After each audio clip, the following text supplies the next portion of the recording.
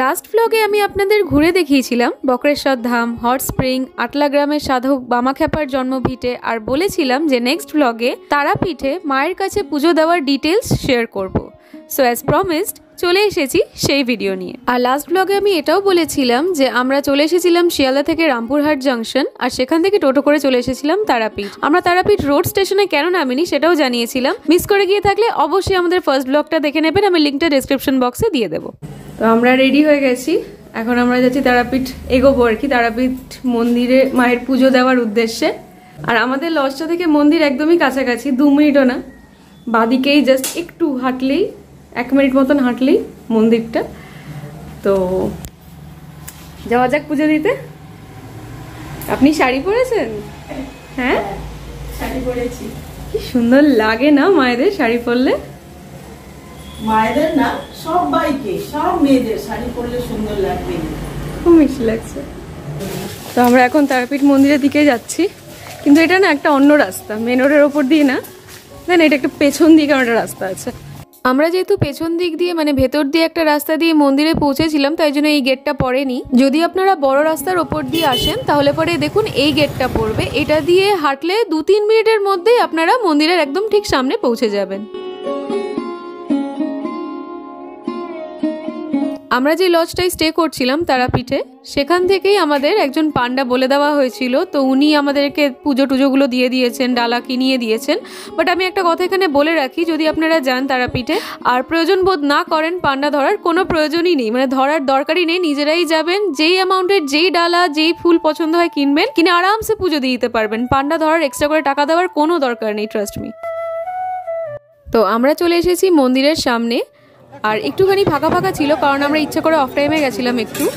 যে কোনো অমাবস্যা পুজোয়, বিশেষ করে কৌশিকী অমাবস্যায় ভীষণ ভিড় হয় এখানে, জাস্ট পা রাখার জায়গা থাকে না। আর পুজো দেওয়ার জন্য 5-6 ঘন্টা এমনি তারও বেশি দাঁড়াতে হয় রাদের। তাই আমরা কালী পুজো, ভাইফোঁটার পর ওই টাইমটায় গেছিলাম যখন মোটামুটি ফাঁকা থাকে। মাকে পুজো দেওয়ার জন্য 2-3টে লাইন পড়ে। একটা তো জেনারেল লাইন, যেটাতে টাকা দিতে হয় না, এমনিই পুজো দিতে পারবেন, কিন্তু একটু সময় সাপেক্ষ ব্যাপার রয়েছে। আর একটা রয়েছে ভিআইপি লাইন, যেটাতে টাকার বিনিময়ে আপনারা মাকে পুজো দিতে পারবেন, অনেকটাই কম সময় লাগবে, লাইনে সেরকম দাঁড়াতে হবে না। তো আমরা দাঁড়িয়ে পড়লাম জেনারেল লাইনে পুজো দেওয়ার জন্য। আর যেখান দিয়ে জেনারেল লাইনটা যায় সেই জায়গাকার দেওয়ালটাতে মায়ের 10 মহাবিদ্যার রূপের বর্ণনা করা রয়েছে, খুব সুন্দর ছবি আর লেখার সাথে।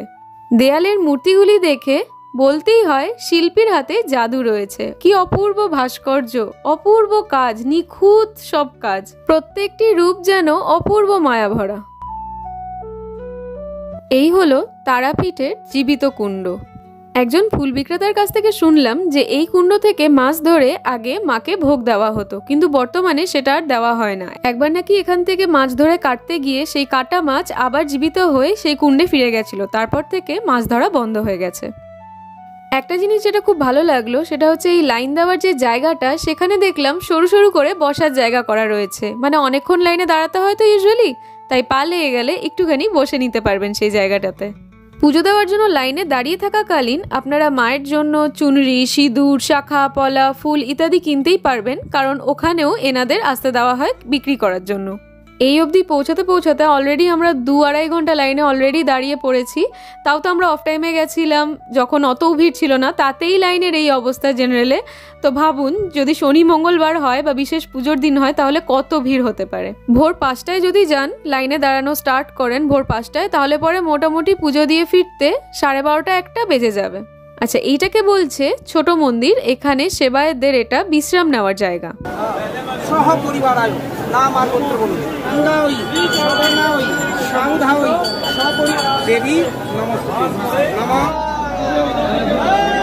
তো আমরা মূল মন্দিরের ভেতরে ঢুকে পড়েছি, আর ঢুকেই প্রথমেই দেখলাম মায়ের চরণ যুগল। এখানে মায়েরা পুরো শিশি ধরে মায়ের পায়ে আলতা ঢালে। এই হলো মূল মন্দিরের ব্যাক সাইডটা। এখানে মা তারার মন্দির ছাড়াও অনেক ছোট ছোট মন্দির রয়েছে, যেমন এইটা হলো চন্দ্রচূড় ভৈরবের মন্দির। এখানে মূল মন্দিরের দ্বার খুলে যায় সকাল 5:30 থেকে 6টার মধ্যে। এরপর দুপুর 12টা পর্যন্ত মন্দির খোলা থাকে। দুপুর 12টার সময় ভোগের জন্য মায়ের মন্দির বন্ধ হয়ে আবার 1:30 থেকে মন্দির খোলা হয়। 1:30 থেকে খোলা থাকে রাত 10টা, 10:30 পর্যন্ত। ভৈরব মন্দিরের পাশেই রয়েছে বামদেবের মন্দির, আর তার পাশেই রয়েছেন গণেশ মন্দির।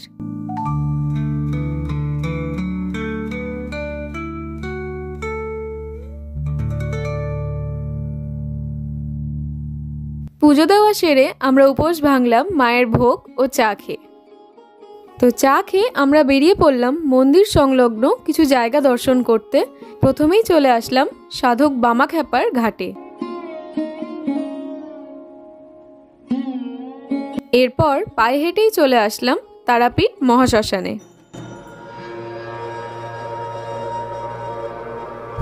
সেবায়েতদের কাছ থেকে জানতে পারলাম এই শ্মশানের চিত্র সকালে এবং রাত্রে সম্পূর্ণ আলাদা।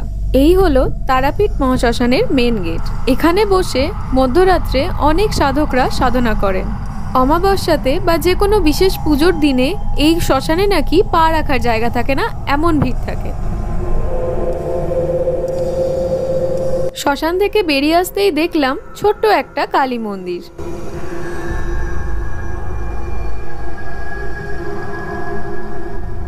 এই বেদিটাতে বামদেব স্বয়ং শিয়াল কুকুরকে খেতে দিতেন। মাকে ঠিক কিরকম মনে হচ্ছে বলুন তো? এই যে স্কুলে শাড়ি পরে যে যায় না স্কুল গার্ল, ওই রকম লাগছে পেছন থেকে। আচ্ছা, দ্বারকা নদ। ছবি ক্লিক করছো? না না, হ্যাঁ মানে না এদিকে। আচ্ছা আচ্ছা, এটা 5টা আমাদের ভারতবর্ষের নদ আছে। ব্রহ্মপুত্র নদ হচ্ছে সবচেয়ে বড়, তারপরে আমাদের কলকাতা দামোদর নদ, অজয় নদ বিহার দিয়ে বেরিয়েছে, এটা দ্বারকা নদ, আর মালদায় আছে মহানন্দ নদ। হ্যাঁ, মালদাটা তো জানো। একটা হচ্ছে ভাগীরথী গঙ্গা। আমরা চলে এসেছি বামদেবের সমাধি মন্দিরে ও তার সাথেই ঘুরে দেখব পঞ্চমন্ডির আসন।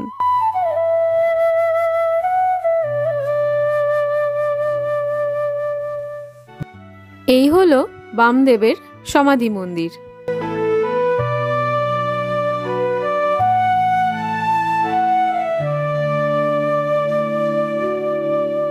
আর এইখানে এই ছোট্ট মন্দিরটির ভেতরে রয়েছে পঞ্চমুণ্ডির আসন, যেখানে প্রথমে ব্রহ্মার মানসপুত্র বশিষ্ঠ এবং পরবর্তীকালে বামদেব স্বয়ং সিদ্ধি লাভ করেছিলেন।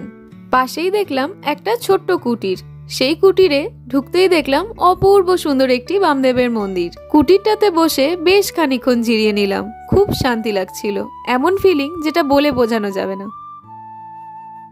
এরপর আমরা বেরিয়ে পড়লাম আশেপাশে রাস্তার ধারগুলির দোকান থেকে একটু স্ট্রিট শপিং করে নিতে। ওই একটু টুকটাক যা পাওয়া যায়, যদি দরকার মনে হয় তাহলে সংগ্রহ করব বলে। দেখো কি পড়লে, কোনটা জানো? এই যে এই দুটো কেনা হয়েছে, ভালোই লাগছে দেখতে।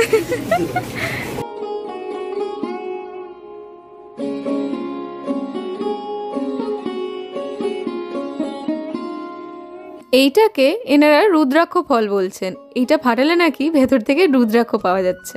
আচ্ছা, এই স্থানে ভোগ খাওয়ানো হয়। এটা একটা বেসমেন্টের মতন জায়গা, যেখানে বসিয়ে খাওয়ানো হয়, কিন্তু খাওয়ার জন্য কুপন কালেক্ট করতে হবে। সকাল 8টা থেকে 1টার মধ্যে কুপনের জন্য নাম লেখাতে হয়, আর ভোগের টাইম দুপুর 1টা থেকে 2টোর পর্যন্ত। মায়ের অন্নপ্রসাদে ছিল পোলাও, ভাত, ডাল, 2 রকমের তরকারি, চাটনি ও পায়েস। মায়ের ভোগ খেয়ে তারাপীঠ মার্কেট ঘুরে আমরা চলে এসেছি এখন সন্ধে আরতি দেখতে। অসংখ্য ভক্তের সমাগম ঘটেছে মায়ের সন্ধে আরতি দেখার জন্য।